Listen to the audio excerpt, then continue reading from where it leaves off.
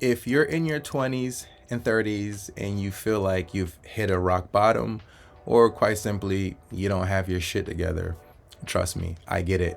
I'm 38, I have 2 children, and I've had to move back home with my parents to help grow my business. Along the way, I've lost love, I failed engagement, and I've had financial ups and downs. So in that regard, I feel like I've hit my own rock bottom. But the one thing, the most important thing I've realized throughout all of this is that I am 1,000% responsible for it all. Me, this guy. And that's an important lesson to learn. In fact, it's one of the 8 lessons that I'm going to share with you today so you don't have to make the same mistakes. If you're new to this channel, my name is Odini McBean.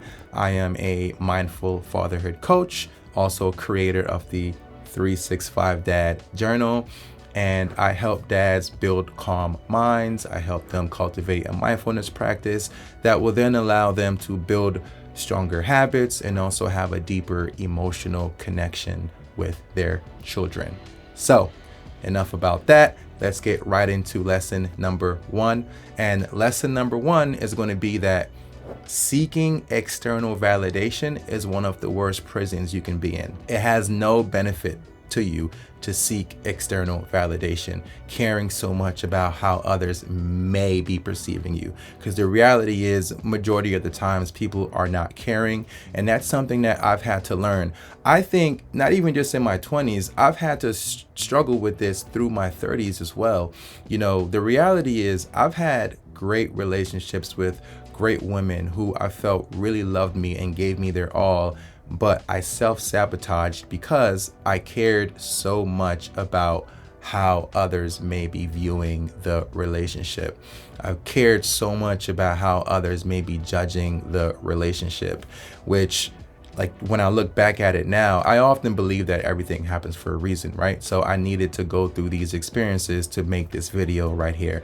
I needed to go through these experiences to be able to be better in the future. But the reality is, I know I've hurt myself and I've hurt people because I've cared so much about how others may be viewing the relationships that I have been in or have attempted to nourish and cultivate. This also hurts me when it comes to my business as well, because there were times when I would not record the video, I would not record the podcast, I would not put myself out there because I was worried about how many people would be watching, how many people would be engaging, how many people would like it. And the reality is, once again, that does not matter, because my main point of making a video like this is to help all beings, to help anybody who comes across it. It's not to count the amount of likes and to count the amount of shares or engagement. That's not what it's for. If that stuff happens because my energy is oozing through the camera and I'm being authentic, then great. We love that for me, right? But at the end of the day, being able to not care about how others may perceive me definitely will help me create and build my business. And so that's something for you to learn, especially if you're watching this and you're an entrepreneur or you're a creator. You know, stop caring so much about how others may perceive you. It's such a hard thing to do, right? It's not easy. You have to regulate your nervous system. There's a lot of things you can do. But the main point I'm trying to tell you is, if you continue to care what others think, the life that you want, the life that you're praying for, is going to run right by you because you're caring about how others feel and they're not even in the picture, right? So the second lesson that I've learned is going to be that overconsumption is one of the worst drugs. And when I say overconsumption, I mostly mean self-help overconsumption, right? Now, the reality is we overconsume because we want to run away from doing hard things. Sometimes I'll have a bunch of things on my to-do list to do, and what am I doing? I'm on YouTube watching productivity videos. I'm on YouTube watching spiritual videos, and it makes me feel better about myself because I'm like, I'm learning how to be more productive. I'm learning how to be more in tune with the divine. When in reality, what I'm doing is running away from taking action, right? So I'm running away from creating.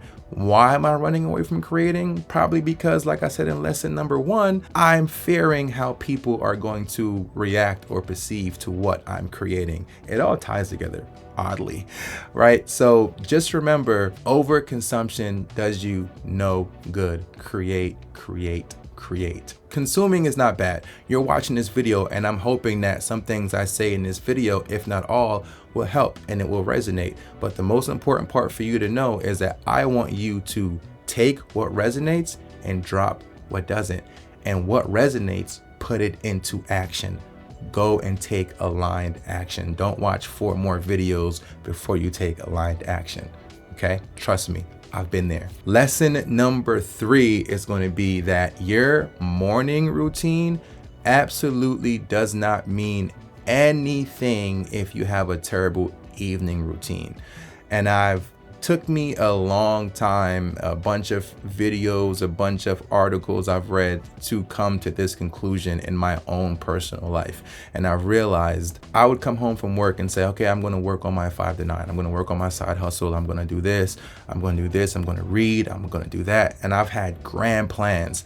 And I've come home and I've been in front of the couch and I'll watch basketball, Netflix, YouTube. I'll eat food that I know I'm not supposed to be eating. I'll have my phone with me. I'll be doom scrolling. And the next thing you know, I look up and it's 10:30, 11:30 at night. And I have plans to wake up in the morning and, be a high achiever, right? And so one thing I've realized that is if my evening routine is not intentionally set up and I'm not following through on what I'm doing in the evening, my morning is completely shot because I've had a bunch of cheap dopamine. I don't really feel like getting up. I don't really feel like expanding. And that's because I had a poor night the night before. That is the harsh lesson number 3. Number 4 is going to be that I realized that I was parenting unconsciously. So if you're a parent, doesn't matter if you're a mom or a dad, this happens to us because we parent how we were parented. And we were parented because our parents were parented how they were parented. And it's a cycle that just never stops until you decide that you are going to be conscious about how you are parenting. So I always joke around. I tell people that my 14-year-old son ran so my daughter could walk, right? Or he crawled so my daughter could run. We're going to keep that in there because it's okay to make mistakes. And so what I mean by that is when his first 6 or 7 years of his life, I was parenting him exactly how my dad parented me. Now, my dad loves me and I love my father, but my father was, non-emotional, very strict, very harsh, and showed his love in providing. And I did the very same thing. It took me 6-7 years of my son's life to realize this is not the way to do it. This is not connecting with him. And so I need to do something better. And that's when, due to fatherhood adversity in my own right, I went into the search of becoming a better dad, being a more mindful dad. And I think that has 1,000% not only benefited our relationship in these last 6-7 years. My 4-year-old daughter gets the very, very best of me, right? And she doesn't have to go through what my son went through his first 6-7 years of our son and dad partnership, right? Because she is getting the best version of me as a father. Now, that doesn't mean that I don't make mistakes. Clearly, I'm human, but the point is she 1,000% is getting the best version of me of a dad. And that's because I'm no longer parenting unconsciously. I'm not just parenting on autopilot because that's how I was parented. I'm very intentional about the ways that I want to show up as a parent. So the next lesson, and this is another harsh but real lesson that you need to learn, and that is you will never be able to receive love that is given to you until you truly find a way to love yourself first. I used to always hear people talk about this, and I used to read this in books, and like most people, I said to myself, this sounds really good. right? But how am I going to incorporate this? I'm sure I love myself, right? Until you realize subconsciously you don't, right? Because you keep making decisions that don't prove that to yourself. And once again, I've lost love in my lifetime because, especially in my 20s and early 30s, because I did not love myself. If I'm being completely honest, I've even lost love in my mid to late 30s because I was wanting love given to me, but I didn't have the capacity to hold it. And the reason why I didn't have the capacity to hold it is because I wasn't loving myself first, right? I didn't feel like I was worthy of this type of love. Why? Probably because of mistakes I've made in the past, and I've tied my worth to that. I've also, as a man, tied my worth to a woman wanting me. I've tied my worth to females wanting me. That gave me validation that said, oh, I'm a worthy man because, a woman wants me. And I have to realize that's not why I'm a worthy man. I'm a worthy man because I respect myself. I'm a worthy man because I've done the inner work to be emotionally intelligent. I'm a worthy man because I'm a present father. And I can name 100 reasons, but in the times of me not loving myself, I just tied my worth to somebody wanting me, to this person, to that person wanting me, and my self-worth just drained like a battery going from 5 to 4 to 3, you get it, to done.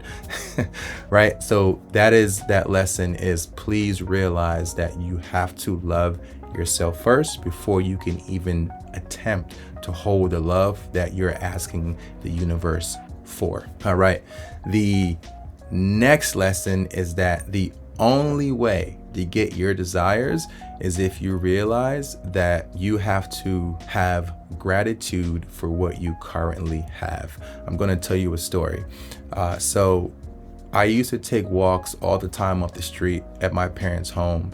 Around the block, 30-minute walks. And I used to be really angry that I had to move back in with my parents. And it wasn't until one day, now mind you, while all this was happening, I was losing love, I was losing money, like it was not a good situation for me. And one day I saw a guy that was sleeping in his car like every single day, morning and night, afternoon, he was always in his car. And one day I walked by him and I said to myself, I bet you he would love to live with me. Like, I bet you he would love to live where I am, right? I bet you he would love to have a bedroom in a home, a comfortable bed. I bet you he would love to be able to shelter his children in this home. I bet you he would love to cook a meal, a nice warm meal in a kitchen. I bet you he would love to be around his family. He didn't have that. All he had was his car. And after I came to this realization, I cultivated gratitude for the house. I cultivated gratitude for being in an arm's reach of my family. And all the things that I wasn't accepting of, I started to accept it. And I looked at all the benefits of my living circumstances. And by doing that, I promise you, everything changed for me. I got offered a job that has me making more money than I've ever made in my entire life. I 1000% healed myself, will continue to heal myself through my self-worth issues. My business took off, my journal, I was able to self-publish my journal. And everything just lined up. Everything lined up according to how I wanted it to line up, because I cultivated gratitude for what I already have. When you're not cultivating gratitude for what you already have, your desires are not going to come to you. Please use my very personal story as a good example. The seventh thing here, I believe we're on 7, that I had to learn is that my identity is what will make me achieve the things I want to achieve. It's how I'm viewing myself, right? So for example, for a very long time, I wanted to do exactly what I'm doing right now. I wanted to have a podcast that a lot of people listen to. I wanted to have a YouTube channel. I wanted to create and put things into the universe that would help others. And I was not proving to myself that that's the person I am. I would overconsume, I would overthink, I would eat a certain way that would not benefit my creation process. There were just so many things that I was doing that was not conducive to being the person who I wanted to be, until I looked myself in the mirror and decided I am going to be this person. What does this person do? If I had a higher self named, I don't know, John, what would John do in this situation, right? What would John do? Would he cut on the camera and start recording? Would he ideate processes? Would he work on his business when he knows he has the free time? What would he do? Would he eat McDonald's, or would he make a healthy meal for himself?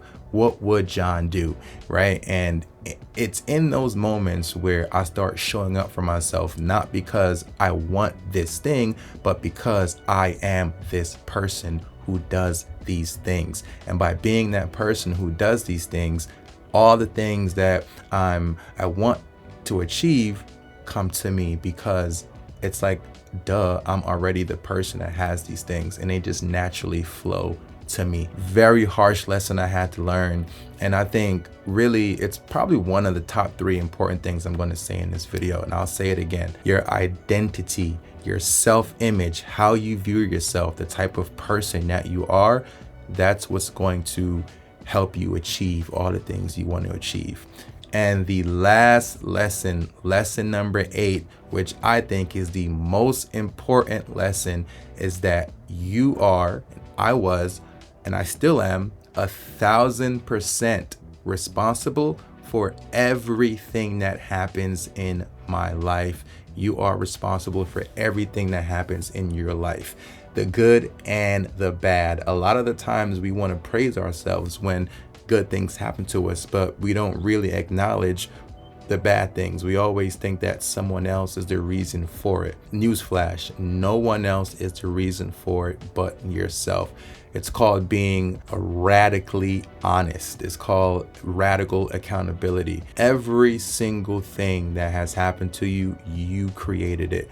Your bank account, you created it. Breakups, you created it. Now, we're not saying that others don't have a part in our story. That's not what we're saying here. What I am saying is, before you look at what anybody else has done to you, take a look at what you have done. Take a look at your actions in any situation. Take a look at, maybe you've acted out of anger. Maybe you've acted on impulse. Just take a look at any situation that you're uncomfortable with, that you don't like, and take a look at your life and just see all the ways that you created it.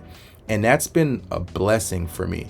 That's been a complete blessing for me, because I don't have anyone else to blame, right? And because I don't have anyone else to blame, all I can do now is change my actions. And once I start changing my actions, I start seeing better outcomes. Don't repeat the same things over and over again. That's the biggest lesson I've learned in this whole thing, right? So I hope that you enjoyed this video. Please share it with anyone who you feel can benefit from it, and I will see you next week.